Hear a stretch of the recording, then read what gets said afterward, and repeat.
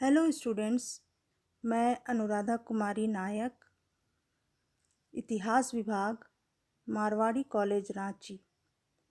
आज का टॉपिक है हड़प्पा सभ्यता का काल, period of Harappan civilisation. Harappa सभ्यता का कालक्रम निर्धारित करना एक जटिल कार्य है। कालक्रम निर्धारित करते समय कई समस्याएं सामने आती हैं। सिंधु सभ्यता की तिथि निर्धारित करने के लिए कोई भी साहित्य अथवा लिखित साक्ष्य उपलब्ध नहीं है, अतः हमें पूर्ण रूपेण उत्खनन से प्राप्त मुख्य साक्ष्यों पर आधारित होना पड़ता है। प्रमुख क्षेत्रों में इस सभ्यता के उदय तथा विकास के बीच समय अंतराल और पूर्व और दक्षिण में इसके परिधीय प्रसार, विभिन्न स्थलों से रेडियो कार्बन C14 के निर्धारणों में भिन्नता, भारत में आर्यों के आगमन की परंपरागत तिथि, भारत के बाहर विभिन्न समकालीन स्थलों से हड़प्पा कालीन मुहरों या मुद्राओं का मिलना, अधिकतर स्थलों के लिए अंश शोधित तिथियों का अभाव इत्यादि समस्याएं सामने आईं। इन सभी तथ्यों को मिला जुलाकर सिंधु सभ्यता की तिथि के विषय में अत्यधिक मतभेद है। अनेक विद्वानों द्वारा इस सभ्यता के बारे में अपने निष्कर्षों के आधार पर सुझाई गई तिथियां निर्धारित की गई हैं। सर जॉन मार्शल, जिनके मोहनजोदड़ो में किए गए उत्खनन कार्यों की सिंधु सभ्यता के अन्वेषण में महत्वपूर्ण भूमिका रही है, उनका कहना है कि मोहनजोदड़ो लगभग 3250 और 2750 ईसा पूर्व के बीच 500 वर्षों तक आबाद रहा, पर वे विश्वासपूर्वक मानते थे कि इस अवधि को सिंधु सभ्यता के पूरे उत्थान और पतन के साथ नहीं जोड़ना चाहिए। इसलिए उन्होंने इस सभ्यता के क्रमबद्ध विकास की प्रक्रिया को 1000 वर्ष लंबा बताया। इस प्रकार सन जॉन मार्शल के अनुसार सिंधु सभ्यता का काल उन्होंने 3250 से 2750 ईसा पूर्व माना। अर्नेस्ट मैके, जिन्होंने मोहनजोदड़ो 1927 से 28 ईस्वी में आगे का और उत्खनन करवाया, उत्खनन का कार्य आगे बढ़ाने के बाद उन्होंने मोहनजोदड़ो का न्यूनतम प्राप्य स्तर लगभग 2800 ईसा पूर्व और अधिकतम 2500 ईसा पूर्व निर्धारित किया था। उनके अनुसार मोहनजोदड़ो का जीवन काल लगभग 300 वर्ष था।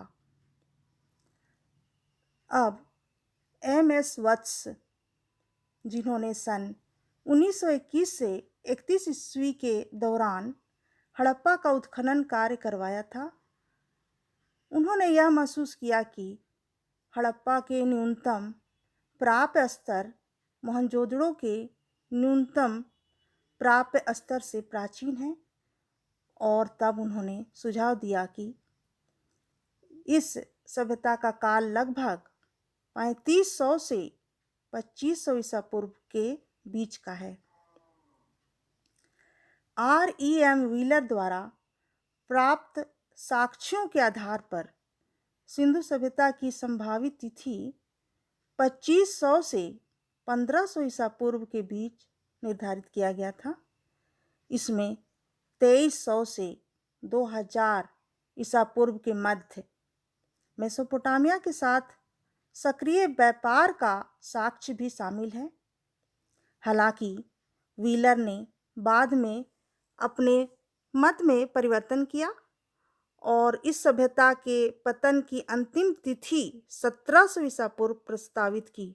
अतः इतिहासकार R.E.M. व्हीलर के अनुसार सिंधु सभ्यता की निर्धारित तिथि 2500 से 1750 ईसा पूर्व है। C.J. गेट्स द्वारा उर नगर, जो मेसोपोटामिया सभ्यता से बहुत सी सिंधु या उस जैसी मुहरों की खोज से 2350 तथा 1770 ईसा पूर्व के बीच सक्रिय व्यापार संबंधों का संकेत मिलता है।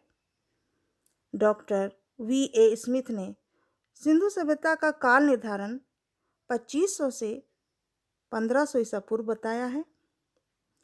रेडियो कार्बन पद्धति की खोज के पश्चात इस पद्धति से हड़प्पाकालीन स्थलों के अनेक नमूनों की तिथि निर्धारित की गई। इस पद्धति के आधार पर फेयर सर्विस ने सुझाव दिया कि हड़प्पा संस्कृति के कालक्रम को कम करके 2000 से 1500 ईसा पूर्व के बीच मानना चाहिए। उनका निष्कर्ष क्वेटा घाटी में किए गए उत्खनन कार्य पर आधारित था। रेडियो कार्बन विधि C14 के अनुसार 2500 से 1750 ईसा पूर्व निर्धारित किया गया है। इनमें से कार्बन 14 विधि एवं डॉक्टर व्हीलर द्वारा निर्धारित हड़प्पा सभ्यता की तिथि 2500 से 1750 ईसा पूर्व अधिकांश लोगों द्वारा मान्य की गई है। अब हम जानेंगे रेडियो कार्बन C14 विधि क्या है। कार्बन 14 विधि तिथि निर्धारण की वैज्ञानिक विधि को कार्बन 14 विधि कहा जाता है। इस विधि की खोज अमेरिका के प्रख्यात रसायन शास्त्री V.F. लीवी द्वारा 1946 ईस्वी में की गई थी। कार्बन 14 द्वारा काल निर्धारण की विधि का प्रयोग पुरातत्व जीव विज्ञान में जंतुओं एवं पौधों के प्राप्त अवशेषों के आधार पर जीवन काल समय चक्र का निर्धारण करने में किया जाता है।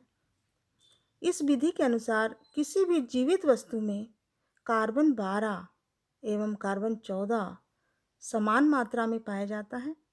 मृत्यु अथवा विनाश की अवस्था में C12 तो स्थिर रहता है, मगर C14 का निरंतर क्षय होने लगता है। कार्बन का अर्ध आयु काल 5730 वर्ष होता है, अर्थात इतने वर्षों में उस पदार्थ में C14 की मात्रा आधी रह जाती है। इस प्रकार वस्तु के काल की गणना की जाती है। जिस पदार्थ में कार्बन 14 की मात्रा जितनी कम होती है वह उतना ही प्राचीनतम माना जाता है। पदार्थों में C14 के क्षय की प्रक्रिया को रेडियोधर्मिता या रेडियो एक्टिविटी कहा जाता है। कार्बन काल विधि के माध्यम से तिथि निर्धारण होने पर इतिहास एवं वैज्ञानिक तथ्यों की जानकारी होने में सहायता मिलती है। कार्बन C14 के आविष्कार से सभी पुराने जीवाश्म कितने साल पुराने हैं उसकी खोज में सहायता करती है।